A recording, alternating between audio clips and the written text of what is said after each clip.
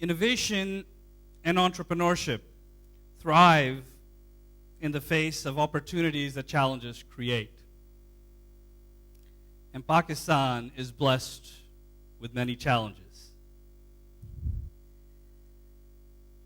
The scale and magnitude of our problems are often overwhelming. We have a population of 180 million people. 30% live below the poverty line. 50%, half of them, are illiterate. At the same time, the resources we have to work with are very limited and scarce. We have energy shortages. Raw materials aren't in abundance. Problems with raising capital. And to be quite frank, we have an enormous trust deficit with the rest of the world. So considering the challenges that we have to face, how do we leverage our meager resources that are very peculiar and unique to our own circumstances to create disproportionate impact? Let's try to visualize this. I've used my many international degrees, vast years of experience, to come up with a graphical model. Behold, 180 million white dots that represent each person in Pakistan. Okay, I see you're not impressed. Let me go on. I further went on to take everybody in this room and overlay us on this chart as a green dot. It looks like this. Can you see the green dots? No? Okay. Let's keep going. Let's all pledge today, let's vow that collectively we will make a difference in Pakistan. And here's what I propose. Let's each today agree to donate 1,000 rupees every single day to help the rest of the 180 million people. Who's with me? Come on, let's see a show of hands. Excellent. Together, we have the ability to impact 10,000 of people. And I've also overlaid 10,000 people in green on top of the 180 million white dots, and it looks like this. Clearly, despite our best intentions, the magnitude of the problem is enormous. And frankly, without leverage, we're not going to be able to achieve our dreams. Archimedes said, if you give me a lever long enough and a place to stand, I will move the world. Leverage. It's a very powerful concept. And I want to talk about leverage because I think without that, we simply don't have a hope of making an impact in Pakistan. With leverage, we can see that a lot of good things can happen, a lot of bad things can happen. And we've seen recently on Wall Street the impact of leverage. Wall Street, we created leverage instruments that controlled vast amounts of money in real estate loans. When things imploded, we weren't liable just for those instruments, but the huge amounts of money that they controlled. Trillions of dollars. It created a global financial crisis that trickled throughout the world, and we're feeling the impact of it even now. Leverage. And closer to home, in 2009, we saw that 12 armed gunmen attacked the Sri Lankan cricket team. Who would attack athletes from Sri Lanka? Why? What is the motive? Till today, we don't know. It's not clear.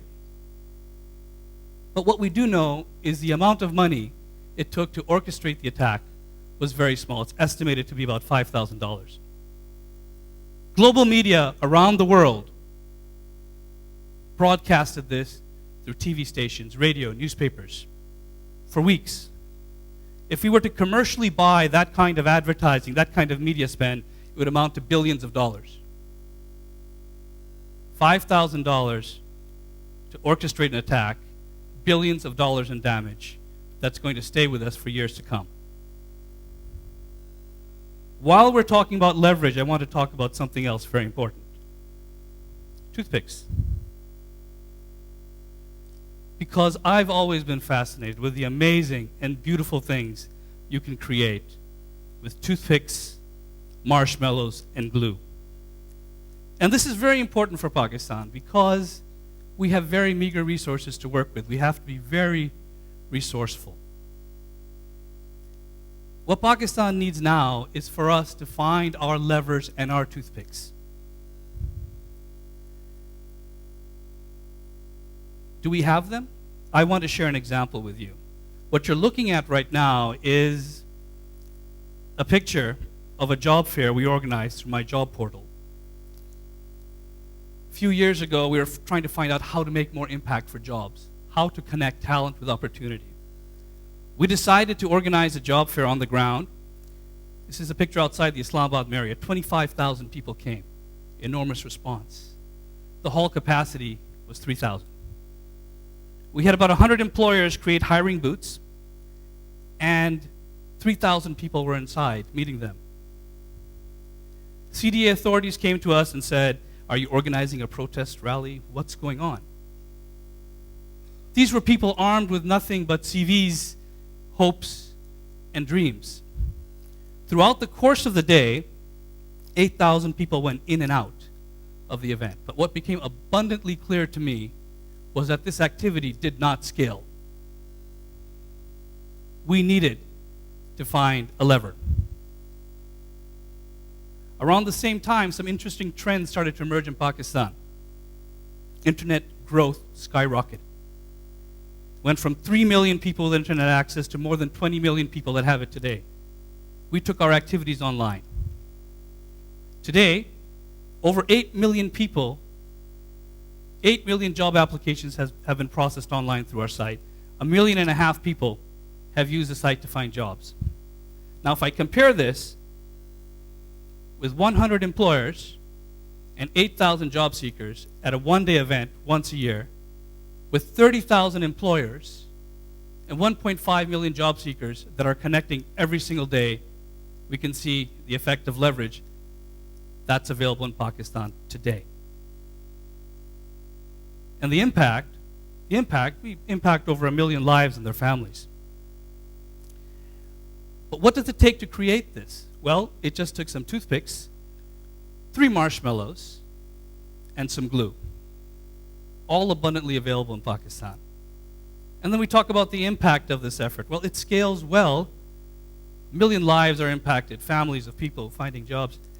It's still very small. We've made a very small dent. But nonetheless, we have made a dent, and that's encouraging. And the next question to ask is, well, how do we make this scale? Can we find a bigger lever? How do we find it? Again, studying our indigenous resources, our landscape, what do we have in Pakistan? This is a Morgan Stanley study that I'm sure a lot of you have seen. But Pakistan was the world's fastest growing country of mobile subscribers in 2007. Spectacular growth. Over 90 million people now in Pakistan are connected through a mobile phone, speaking various languages, various provinces, all corners of the country. It gave us fantastic access. So the question is, how do we exploit this medium? How do we use this kind of lever? Well, here's how.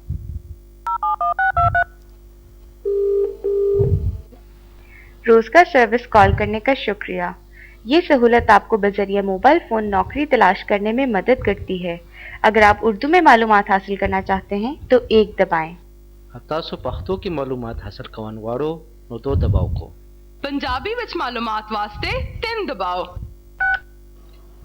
जे तुसी plumber हो ते अपने mobile दे उत्ते 1 दबाओ।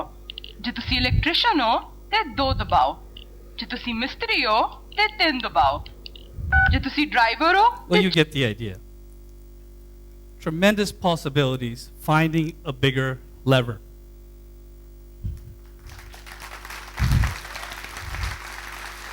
Now, the inclination here is, this is an isolated example. I mean, are there enough opportunities like this that can scale cheaply? And there are. There are thousands of opportunities created by millions of challenges. In 2005, I found myself on the back of a police truck on my way to a raid, police raid. And some background behind this: a few weeks earlier, some people had stolen some software source code from our servers. And after many trips to the Lahore High Court, IG of Police, they ordered a raid, and we were ready to go and get the bad guys. The destination? House number 12, Model Town. So here I am on the back of this truck, and we're going. We're very close. We reach house number 11. The next house is house number 153. The previous house is house number 3. Nearby, drove around, next half an hour, navigated the various streets and lanes, could not find house number 12. Made dozens of phone calls to people. Where is house number 12? By this time, all of Lahore knew what we were up to. By the time we reached the office, the culprits had enough time to have a nice cup of tea and leave. But this problem has been solved hundreds of times in the past overseas.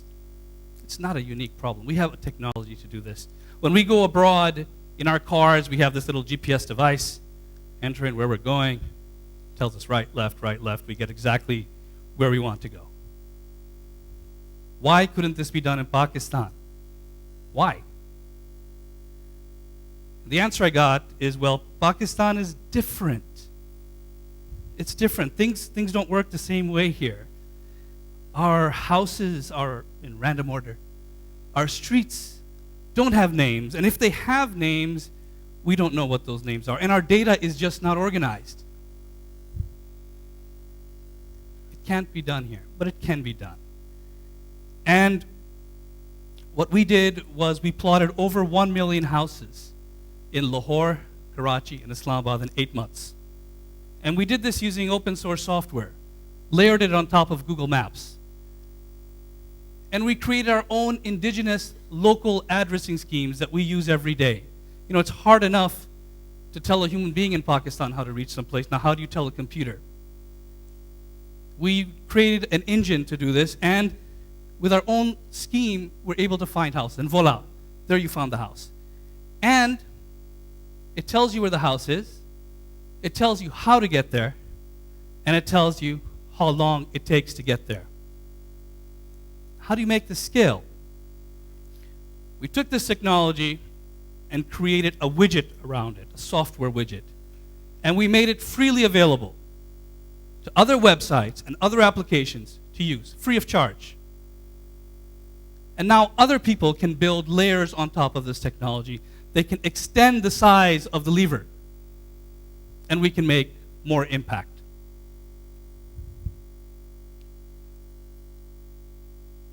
So, what if all of us found and created new levers and toothpicks? What kind of impact could we make? What Pakistan needs today is fearless entrepreneurship, innovation that scales, and the infectious belief that it can be done.